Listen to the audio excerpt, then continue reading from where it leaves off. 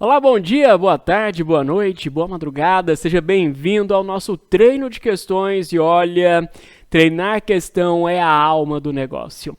Eu sempre fico feliz de te ver estudando, fazendo questões. Quando eu fiz a minha prova lá em 2006, o grande segredo da minha aprovação foi o treino de questões. Porque era no treino que eu aprendia, eu consolidava aquilo que eu vinha estudando, eu fixava aquele conteúdo e eu aprendia como que a banca funcionava. Como é que a banca pensava, o que ela esperava do candidato. Até porque não é possível ficar criando tantas questões novas, a banca se repete. E aí você vai pegando o jeito que a banca gosta de perguntar, o que ela pergunta, e com isso você chega com muito mais força, com muita mais segurança na hora da prova. Então nós temos aqui uma série de questões de constitucional que nós iremos debater.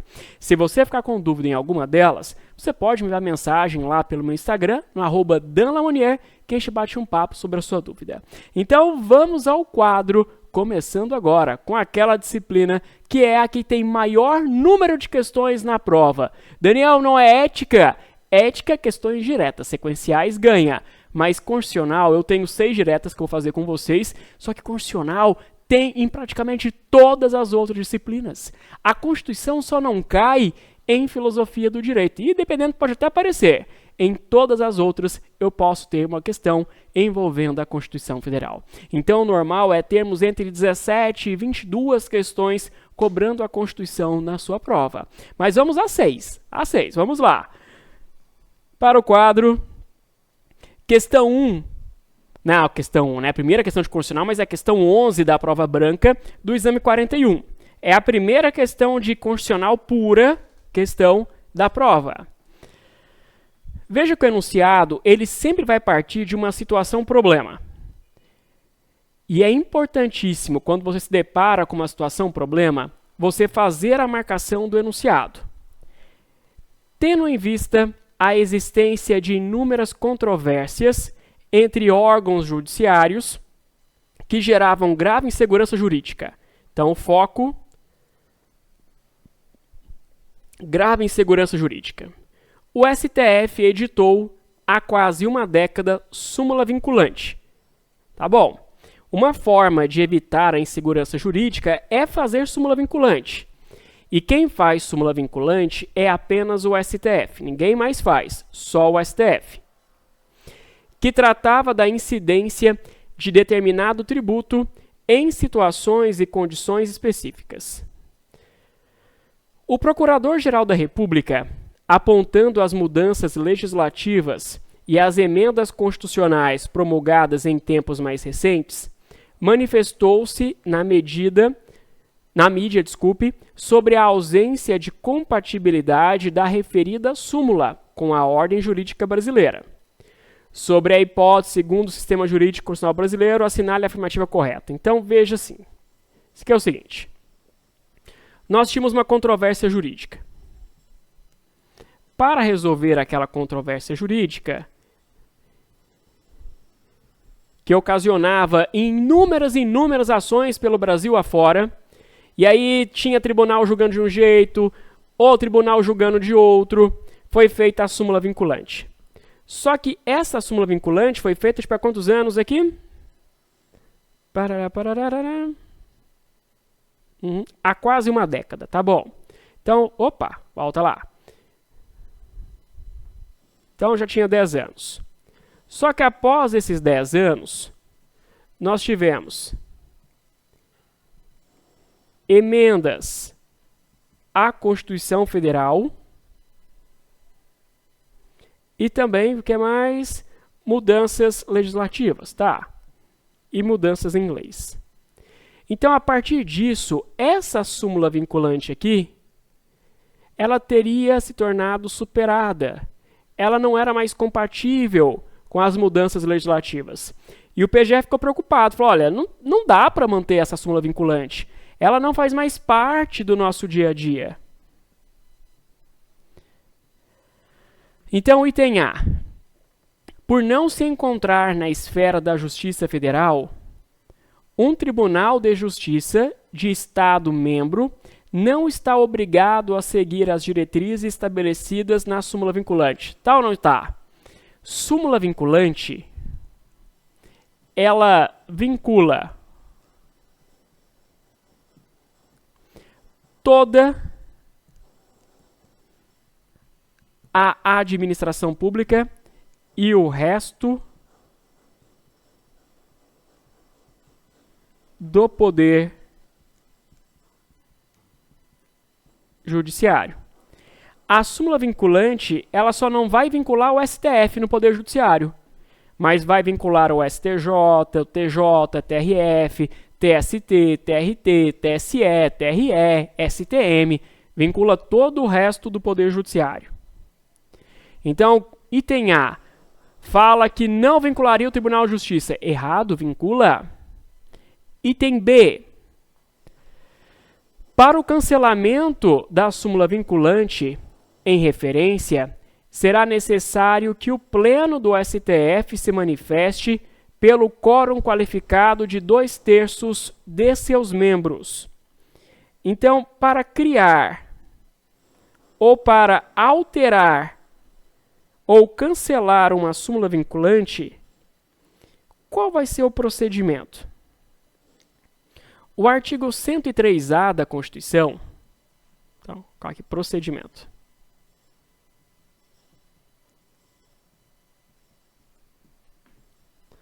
Artigo 103A da Constituição. O artigo 103A fala, olha, o STF poderá, de ofício ou mediante provocação. O PGR pode provocar? Pode. Todos que podem propor uma ADI podem também propor a criação, propor a alteração ou até o cancelamento de uma súmula vinculante. Só que uma vez que houve a ideia, já se houve a manifestação da ideia, eu preciso do voto de quantos membros? Então já houve, então agora eu terei a votação no STF. A votação para criar, alterar ou extinguir exige decisão de pelo menos 2/3. Pelo menos 2/3. Tá, ok? E a ideia é garantir segurança jurídica. Segurança jurídica. Então, quem é, no caso, a provocação que pode, só para deixar preparado no caderno, os mesmos que propõem a ADI, entre outros que estão na lei da súmula vinculante. Voltando lá. Para o cancelamento da súmula vinculante em referência, ok, será necessário que o Pleno do STF se manifeste pelo quórum qualificado de 2/3 de seus membros. Verdade. Eu preciso daqui da votação de pelo menos 2/3. C. Ainda que o Supremo Tribunal Federal entenda que o teor da súmula vinculante não mais se coaduna com a ordem constitucional, somente poderá apreciar seu cancelamento se provocado por algum agente legitimado. Quer dizer, veja, o Supremo percebeu que a súmula vinculante não está mais conforme a ordem constitucional. Aí, de repente, aparece essa partícula aqui, somente. Quando eu vejo uma partícula como somente, nunca, sempre, só, essas partículas são partículas redutoras. Geralmente, quando aparece uma partícula redutora, a alternativa está errada. Não é sempre, tá bom? Mas muitas vezes que ela aparece, a alternativa está errada. Então, olha lá. Mais se coaduna com a ordem constitucional. Tá bom. Somente poderá apreciar seu cancelamento se provocado por algum agente legitimado. Então, só se houver provocação? Não. O erro estava no somente. Por quê, Daniel? Porque o STF, ele também pode, de ofício, ou seja, um dos ministros do STF, né, solicitar o cancelamento da súmula. Então, não é apenas quando provocado por um terceiro, pode ser dentro do próprio tribunal, pode ser de ofício. Item D. A fim de obter o cancelamento da mencionada súmula vinculante, deverá o Procurador-Geral da República provocar o Supremo Tribunal Federal por meio de uma ação direta de inconstitucionalidade. Então, vamos lá. Então, a fim de obter o cancelamento da mencionada súmula, o procurador deverá, por meio de uma ADI, O ponto é, eu posso propor ADI contra a súmula vinculante? E a resposta é não. Súmula vinculante não é ato normativo. A ADI, ela pode ser proposta contra uma emenda à Constituição, contra uma lei federal ou estadual, contra, vamos pensar o que mais, uma medida provisória federal ou estadual, tá bom? Mas não posso contra a súmula vinculante. Súmula vinculante eu peço o cancelamento diretamente ao STF. Então, quando falou que era por ADI, está errado. Súmula vinculante não é ato normativo. Quando você olha para ADI, artigo 102, inciso 1º, a linha A da Constituição vai apontar que a ADI é proposta em face de ato normativo. Assim, a única alternativa que está correta é a alternativa B de bola. Confirmando, alternativa B de bola. Questão 12. O Birajara é membro de uma comunidade indígena. Então, talvez a questão aborde sobre comunidades indígenas. Situada em terras regularmente demarcadas. Ali vivendo conforme as tradições dos seus ancestrais. Em determinado momento, ele resolveu tentar nova vida em uma cidade brasileira. Tá. Sem recursos para dar início a esse projeto, decidiu vender a terra em que habitava desde seu nascimento para um grupo de agricultores, que pretende ali se instalar definitivamente. Então, ele quer vender a terra em que ele habitava desde seu nascimento. Sobre a hipótese narrada, segundo a ordem jurídica constitucional brasileira, assinale a afirmativa correta. Bom, vamos lá. Se está falando que ele é membro de comunidade indígena, terra situada regularmente demarcada, então vivendo conforme as tradições, ele quer vender aquela terra, é possível? Não é possível. Bom, as terras tradicionalmente ocupadas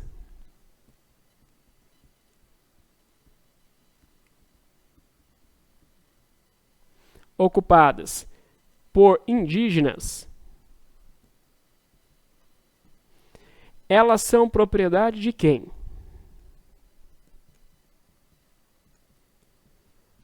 A propriedade pertence à União. Propriedade pertence à União. E a posse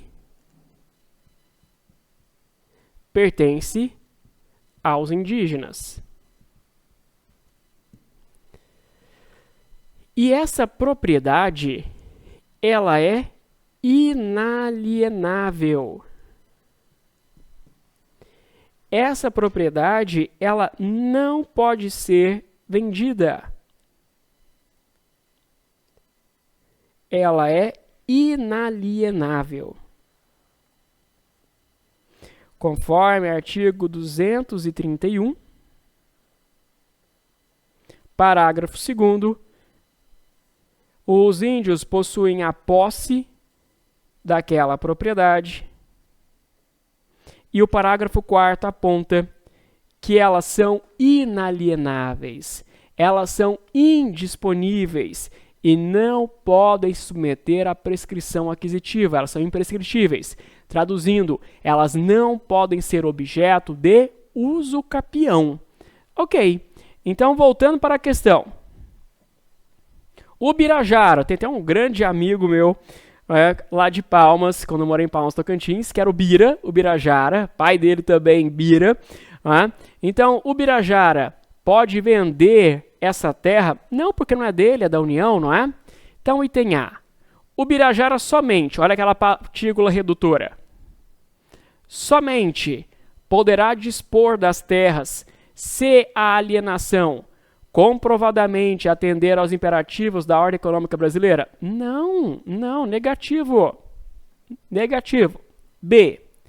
O Birajara, caso figure como proprietário das terras no registro de imóveis da localidade, poderá aliená-las, assegurando o direito de participação da comunidade no valor da venda. não sei como que ele pode figurar como proprietário, porque é da União a propriedade, não é? E nem existe na Constituição qualquer previsão sobre participação comunidade no valor da venda, sobre aliená-las. Não tem, não tem. C. O Birajara não poderá efetivar a venda almejada, pois as terras em questão não estão passíveis de alienação e nem mesmo de disposição. Exatamente. Essas terras são inalienáveis, não pode vender, nem pode expor, né? Passar para um terceiro, não pode. Conforme nós vimos, artigo 231, parágrafo 4º da Constituição Federal. E D. O Birajara somente, olha a partícula redutora mais uma vez,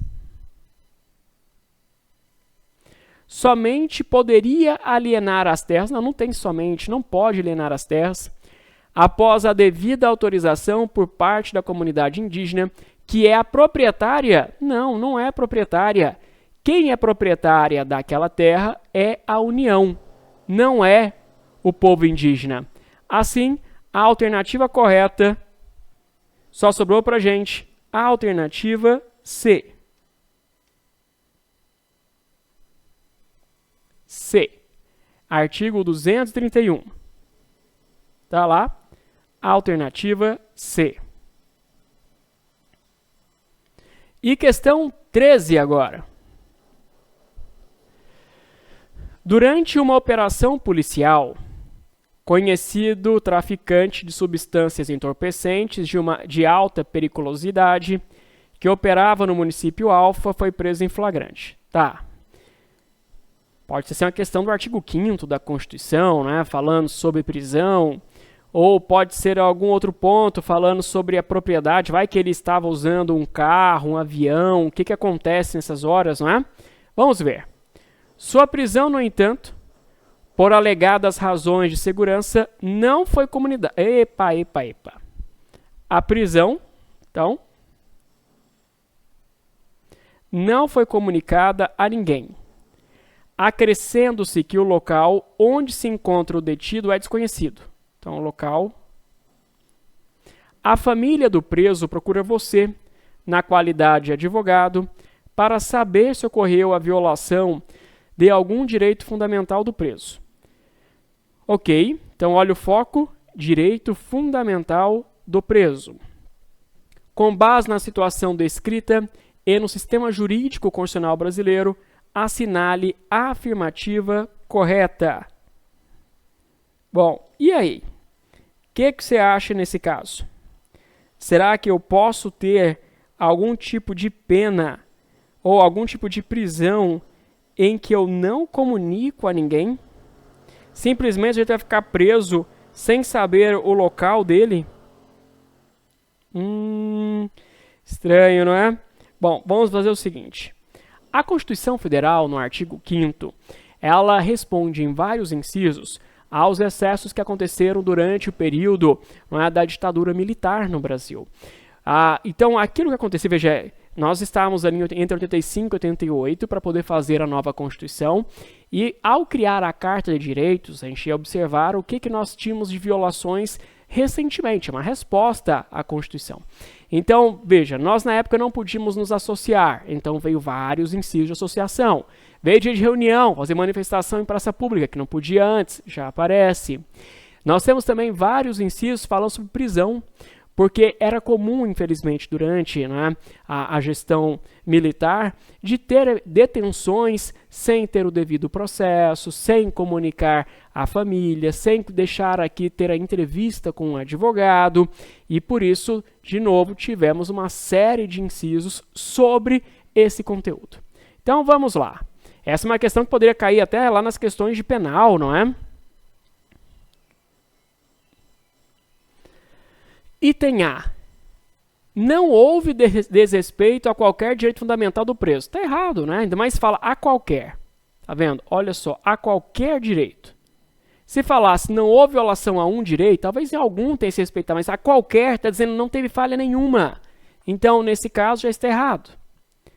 Visto que a ordem constitucional estatui que, para os casos de prisão em flagrante, Os agentes policiais têm até 72 horas para comunicar à família do preso. Existe esse prazo para comunicar à família do preso? Não.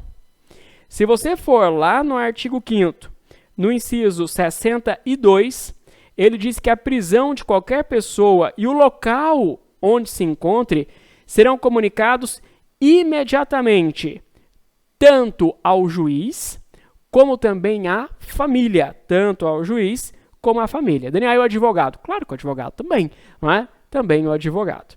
Ok, não tem nada 72 horas. B.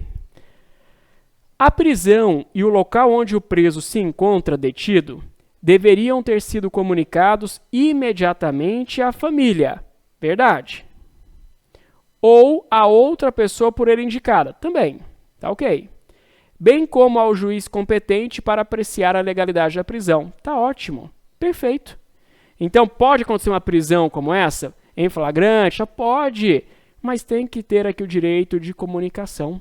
Tem que comunicar à família, comunicar ao advogado. C. Por se tratar de criminoso de alta periculosidade, não me importa se ele é de baixa periculosidade ou alta periculosidade, tá?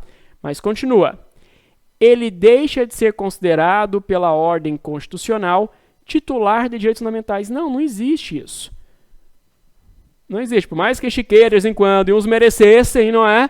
Mas não, eles continuam titular de direitos fundamentais. De modo que a mera liberdade estatal em comunicar a sua prisão em flagrante. Ele que vai decidir? Não, não é ele que vai decidir. Não é o Estado que vai decidir. Continua sendo titular de direitos fundamentais. E a alternativa D de dado. A falta de comunicação da prisão e do local em que o preso se encontra são justificáveis, o que decorre da necessidade de se preservar a segurança da sociedade, considerando a periculosidade do preso. Não existe essa posição. Assim, a alternativa correta, como eu disse para vocês, acompanhando o artigo 5º, inciso 63 da Constituição, ou 62 da Constituição, tem que ser comunicado, sim, o local do preso. Tá bom? Tem que ser comunicado. Certo? Então, na Constituição, nós temos uma série de incisos só para abordar aspectos penais. Então, vou até pegar aqui a Constituição. Nós temos aqui a indicação sobre que o preso tem direito à identificação de quem o prendeu. Não, a prisão ilegal tem que ser relaxada imediatamente pela autoridade judiciária. Ninguém será levado à prisão nela mantido, né, quando a lei admitir tanto a liberdade provisória com ou sem fiança. Depois vai falar que não existe a prisão civil, salvo no nosso caso, não é? No devedor de pensão alimentícia. Então, só alguns. Depois eu tenho ainda falando sobre o tipo de punição, né? Quais são as penas que podem ser cumpridas, quais são as penas proibidas. Temos aqui vários incisos no artigo 5º, só para cuidar de aspectos do direito penal. Confirmando lá no quadro para vocês, a alternativa correta era a alternativa B de bola. Artigo 5º, inciso 62 da Constituição Federal. Ok? Tá bom. Esquentamos já os motores. Fizemos 3 questões de conta. Chegamos à metade daquelas 6 diretas. Agora preciso ver as outras. Mas para falar das outras, eu vou cortar esse bloco com vocês e eu já volto na sequência para poder estudar. Se ficar com dúvida, já sabe. Manda mensagem que a gente bate um papo. Até daqui a pouquinho.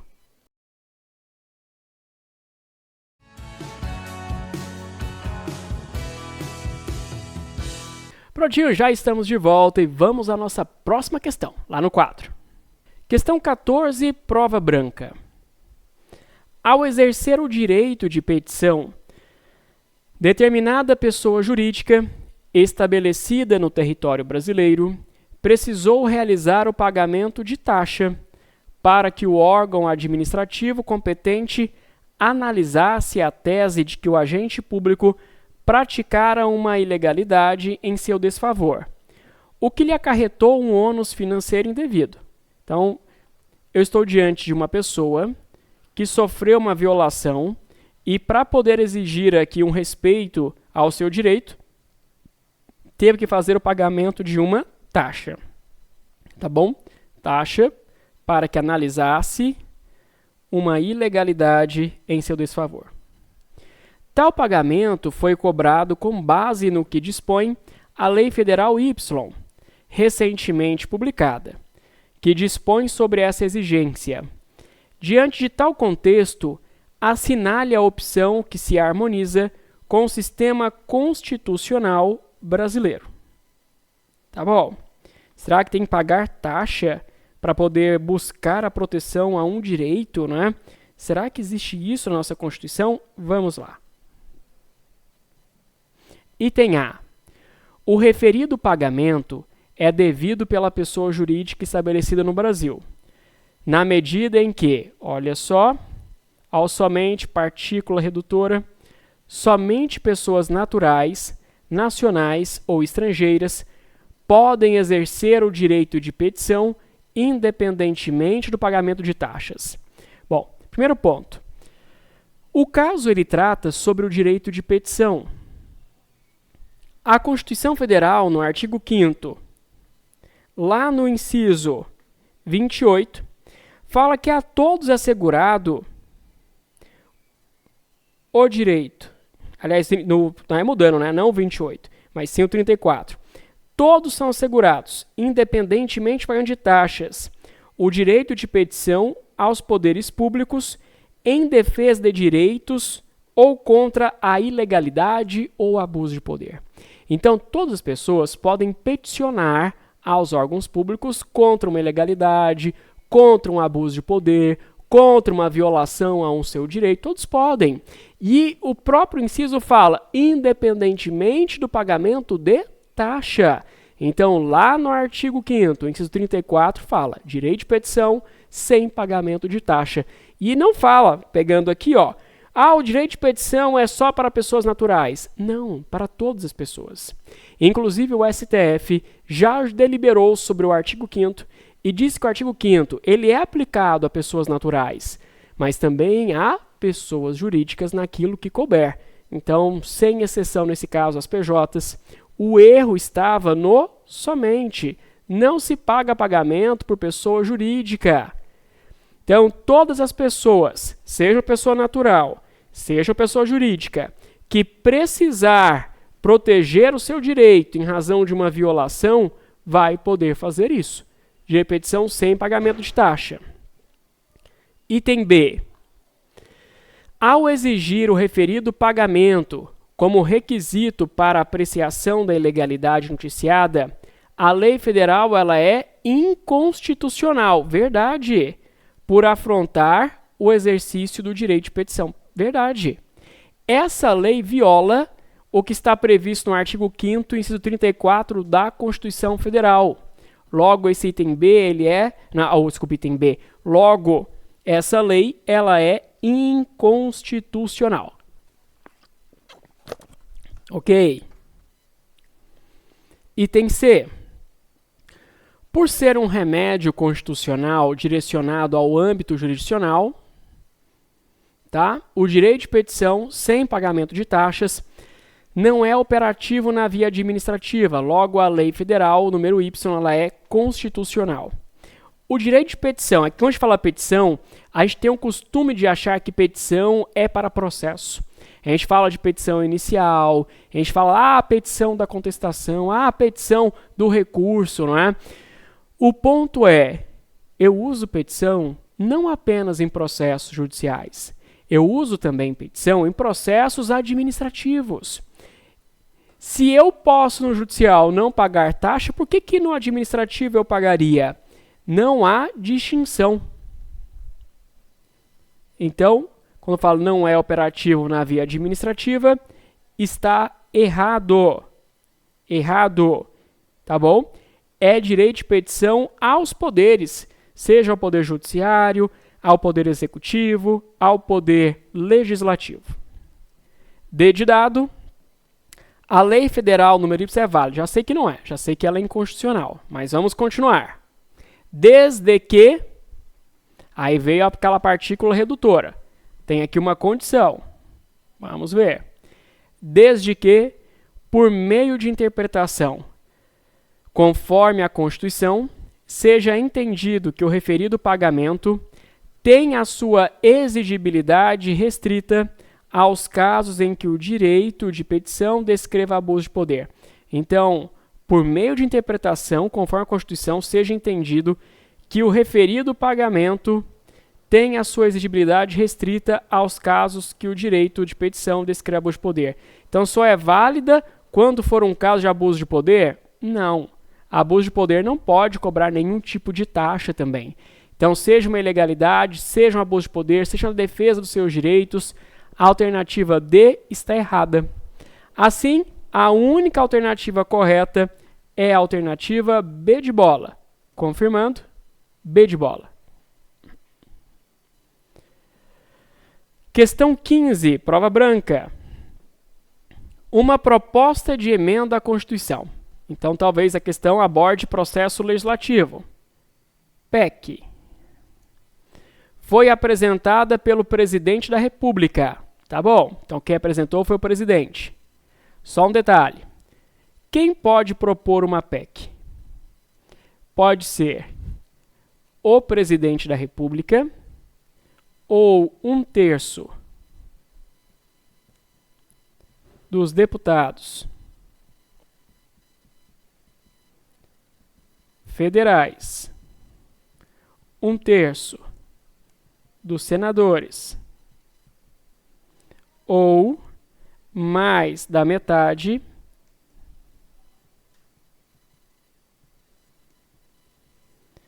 das assembleias legislativas. Somente esses é que podem apresentar uma PEC, uma proposta de emenda à Constituição. Ninguém mais. Tem proposta popular? Não, não tem proposta popular. Então, artigo 60 da Constituição Federal.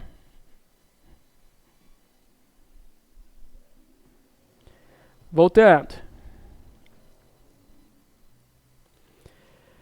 Então, o presidente apresentou, foi à Câmara dos Deputados, beleza. Tal PEC, para alguns parlamentares, versa sobre matéria que é manifestamente ofensiva ao núcleo essencial do Pacto Federativo. Tá.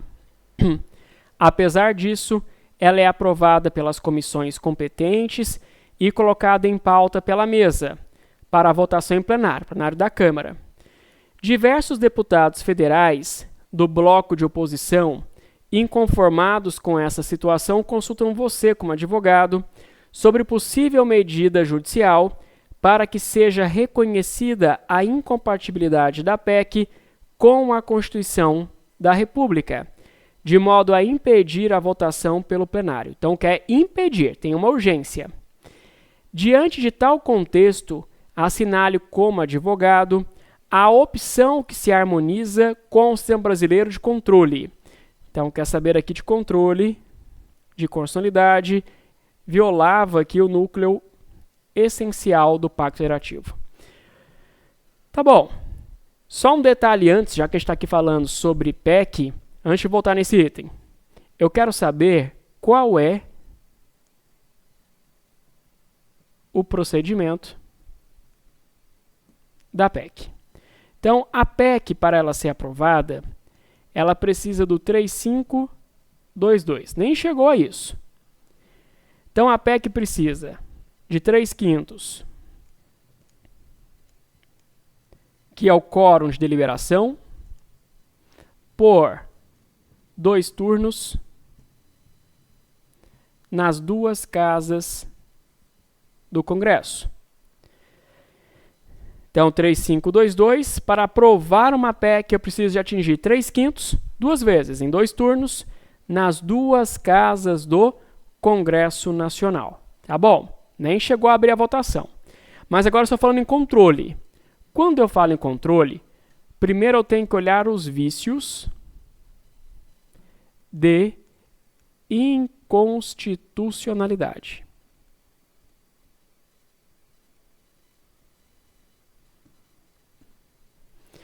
Nesse caso, nós temos os vícios formais e tenho aqui vícios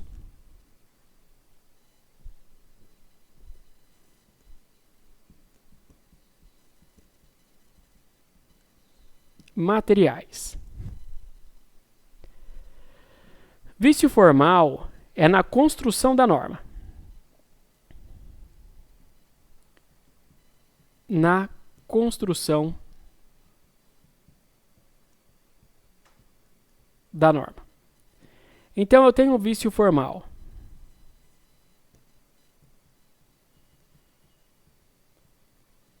Na incompetência legislativa. Isso acontece quando um Estado resolve legislar sobre conteúdo reservado para a União. Então, só a União podia fazer lei sobre nacionalidade. O Estado vai lá e faz. Violou a competência legislativa. Tá bom. Outro caso, quando eu tenho um vício no processo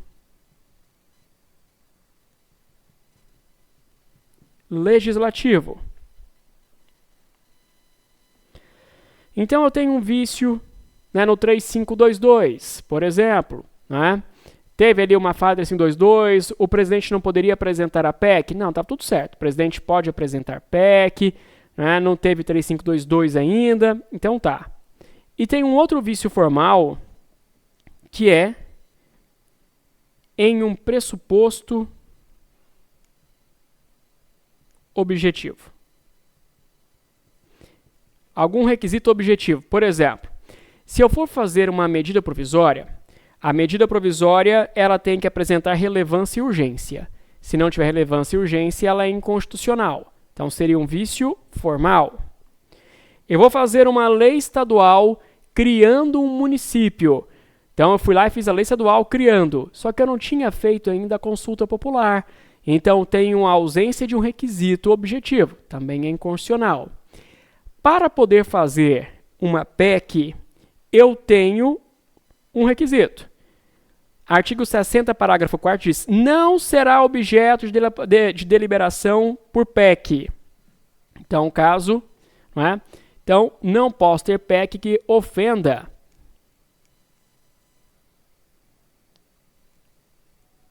cláusula pétrea. Cláusula pétrea.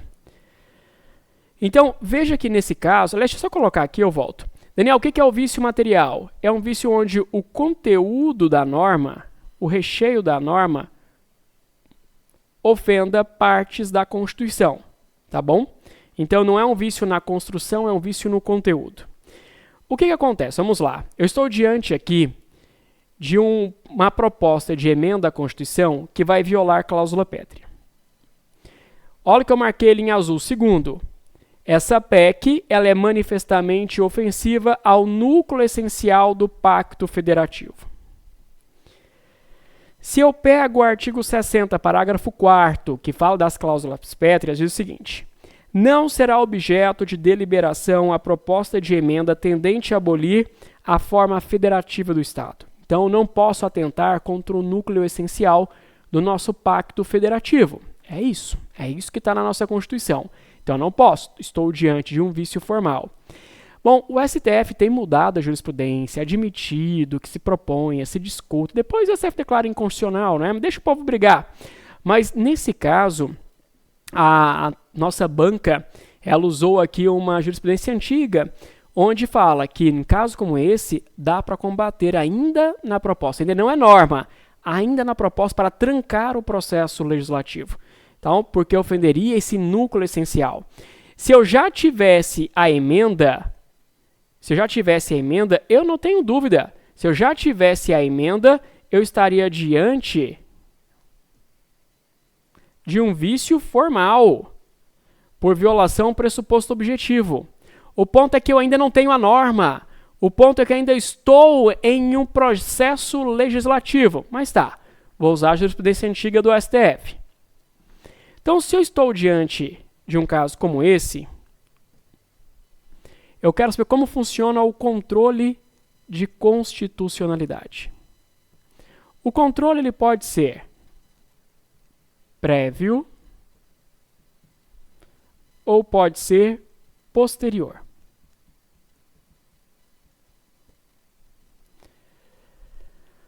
Então, o prévio, ele acontece antes da norma ser editada. Então, antes da edição. E o posterior, após a edição. Então, antes da edição e após a edição. Antes da edição, eu posso ter um controle executivo, que é com o veto do presidente, mas não era o caso. O caso queria, se eu acho aqui,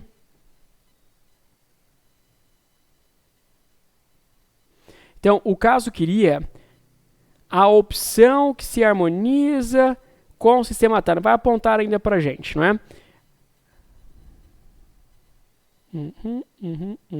Cadê você? Pronto. Pode ser via Poder Judiciário. Nesse caso, para fazer um controle preventivo do Poder Judiciário, eu precisaria de um mandado de segurança impetrado por qualquer parlamentar. Sempre que tem uma falha no processo legislativo, um parlamentar poderá impetrar MS para avisar, olha, foi violado o devido processo legislativo. Foi violado o devido processo legislativo. E assim, impedir a continuação da tramitação daquele processo. Depois que eu já tenho a norma, eu posso ter o controle concentrado.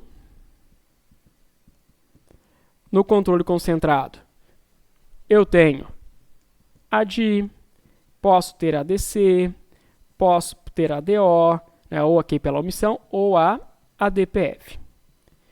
Ou posso fazer controle difuso, onde eu pego carona em outras ações. Então, são ações que não eram para controlar, vou pegar carona numa ação como essa para poder resolver minha vida. Para poder resolver a minha vida. Ok? Tá bom. Nesse caso, eu já tinha a emenda? Não, a emenda caminhava, ela ia ao plenário, ainda não tinha a PEC ia ao plenário, ainda não tinha a emenda. Então, é controle prévio, controle preventivo. Bom, vamos lá. Nesse caso, ainda não tem como ir ao presidente para ele fazer veto, porque quando eu estou falando de PEC, né, vai ao presidente fazer sanção ao veto? Não. O projeto de lei vai. PEC não. 3522 foi aprovada a PEC, o próprio Congresso já promulga a emenda. Não vai ao presidente. Artigo 60 da Constituição Federal. Então, só me sobra aqui fazer um controle prévio pelo Poder Judiciário. E só me sobra ser um mandado de segurança por um parlamentar. Não tem outra opção. Vamos lá. Item A. A PEC, enquanto não for aprovada e convertida em um ato normativo vigente e eficaz, não pode ser objeto de nenhum tipo de controle. Errado, olha que a partícula não é redutora. Nenhum tipo. Não, tem sim. Pode ter aqui um mandado de segurança. B. É possível que a PEC seja considerada inconstitucional em sede de mandado de segurança impetrado no Supremo por qualquer deputado federal. Correto. Todo deputado tem um direito subjetivo ao devido processo legislativo. Se percebe uma falha no processo legislativo, ele poderá impetrar MS. Ok? C. É cabível uma ação direta? Não, não dá para ser uma ADI, e muita gente teve que ter marcado essa, porque a ADI eu só posso propor se já tiver o ato normativo. Eu ainda não tenho. Ele ainda é um embrião, ainda é uma PEC. D. Como a PEC viola preceito fundamental, pode ser deflagrado o controle abstrato de constitucionalidade. Bom, mas espera aí, tudo bem, ela viola preceito fundamental, mas eu já posso usar a DPF? Não, porque a DPF eu já preciso ter o ato normativo, eu ainda não tinha. Eu ainda estava em curso com a PEC, portanto, a única alternativa possível aqui era a alternativa B de bola. Mais uma questão bem difícil, uma questão criticável, como eu critiquei ela na ocasião, mas olhando para as alternativas, até na época, quando eu corrigi ao vivo a prova, eu falei, olha, Essa questão a banca vai colocar como alternativa B, porque não tem outra alternativa para ser usada. Mas eu até explicava a controvérsia, tendo em vista os mais recentes julgados do STF. Mas vamos lá, alternativa B de bola.